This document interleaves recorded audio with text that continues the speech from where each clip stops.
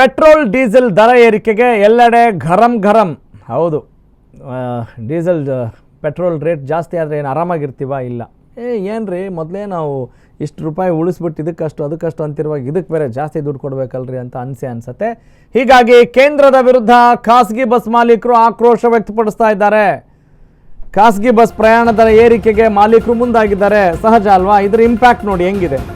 ಇಷ್ಟೇ ಅಲ್ಲ, ಇದು ಹೋಟೆಲ್ ರೇಟ್ ಮೇಲೂ ಕೂಡ, ಹೋಟೆಲ್ ಆಹಾರದಲ್ಲೂ ಕೂಡ ಫುಡ್ ರೇಟ್ಸ್ ಕೂಡ ಜಾಸ್ತಿ ಆಗುತ್ತೆ. ಸಿಕ್ಕಿದ್ದೇ ಚಾನ್ಸು ಅಂಥೇಳಿ ಎಲ್ಲವೂ ಹಾಗೆ ಸಿಕ್ಕಿದ್ದೇ ಚಾನ್ಸು ಅನ್ನೋದಕ್ಕಿಂತ ಹೆಚ್ಚಾಗಿ ಅವರವರ ಒಂದು ಪರಿಸ್ಥಿತಿ ಹಂಗಿರುತ್ತೆ. ಮುಂದಿನ ವಾರ ಖಾಸಗಿ ಬಸ್ ಮಾಲೀಕರು ಸಭೆ ನಡೆಸ್ತಾರಂತೆ. ಸಭೆಯ ಬಳಿಕ ರಾಜ್ಯದಲ್ಲಿ ಪ್ರಯಾಣ ದರ ಏರಿಕೆ ಬಹುತೇಕ ಖಚಿತ. ಪೆಟ್ರೋಲ್ ಡೀಸೆಲ್ ದರ ಏರಿಕೆಯಿಂದ ಹೊರೆ ಆಗ್ತಾ ಇದೆ.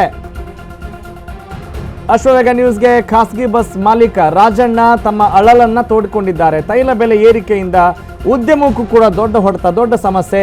ನಾವು ಬಂಡವಾಳ ಹಾಕಿದ್ದೀವಿ, ನಮಗೂ ಸಮಸ್ಯೆಗಳಿದ್ದಾವೆ. ಮೊದಲೇ ನಷ್ಟದಲ್ಲಿ ನಾವೆಲ್ಲ ಕಂಪನಿಗಳನ್ನು ನಡೆಸ್ತಾ ಇದ್ದೀವಿ. ಕೇಂದ್ರ ಸರ್ಕಾರದ ದರ ಏರಿಕೆಯಿಂದ ಜೀವನ ಸಂಕಷ್ಟ ಆಗಿದೆ. ಖಂಡಿತವಾಗೂ ದರ ಏರಿಕೆ ಮಾಡ್ತೀವಿ ಅಂತ ರಾಜಣ್ಣ ಅವರು ಹೇಳಿದ್ದಾರೆ.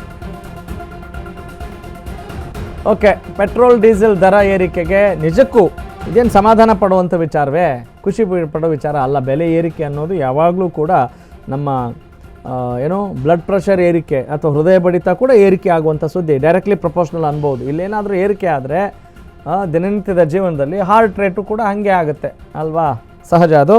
ಎಲ್ಲೆಲ್ಲಿ ಎಷ್ಟೆಷ್ಟು ರೇಟ್ ಇದೆ ಅಂತ ನೋಡ್ಬೋದು ನೀವು.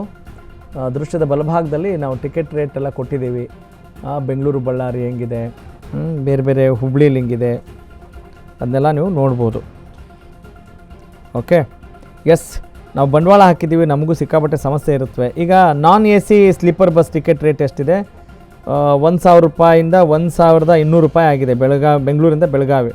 ಇನ್ನು ಬೆಂಗಳೂರಿಂದ ಮಂಗಳೂರಿಗೆ ಮೊದಲು 900 ರೂಪಾಯಿ ಇತ್ತು, ಈಗ 1,150 ರೂಪಾಯಿ ಇದೆ. ಬೆಂಗಳೂರು ಟು ಮಡಿಕೇರಿ ಮೊದಲು 700 ರೂಪಾಯಿ ಇತ್ತು, ಈಗ 900 ರೂಪಾಯಿ. ಇದು ಯಾವುದು? ನಾನ್ ಎ ಸಿ ಸ್ಲೀಪರ್ ಬಸ್ಸಿಗೆ. ಓಕೆ, ಬೆಂಗಳೂರು ಟು ಹುಬ್ಬಳ್ಳಿ ಮೊದಲು 900 ರೂಪಾಯಿ ಇತ್ತು, ಈಗ 1,050 ರೂಪಾಯಿ.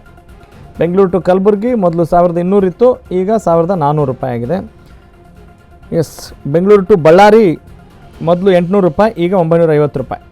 ನೋಡಿ, ಇಷ್ಟೆಲ್ಲ ಗಮನ ಹಾಕಿ ನೀವು ಎಲ್ಲೆಲ್ಲಿ ಪ್ರಯಾಣ ಮಾಡಬೇಕು, ಯಾವಾಗ ಮಾಡಬೇಕು, ಏನು ಕತೆ, ಎಷ್ಟರ ಮಟ್ಟಿಗೆ ಅವಶ್ಯಕತೆ ಇದೆ, ಆದ್ಯತೆಯ ಮೇರೆಗೆ ನಿಮ್ಮ ಕೆಲಸ ಕಾರ್ಯಗಳು ನಿರ್ಧಾರ ಆಗಲಿ ಅನ್ನೋದು ನಮ್ಮ ಒಂದು ಆಶಯ. ನಿಮ್ಗೆ ಅನುಕೂಲ ಆಗಲಿ ಆ ದೃಷ್ಟಿಯಿಂದ ಅನ್ನೋದು ನಮ್ಮ ಉದ್ದೇಶ.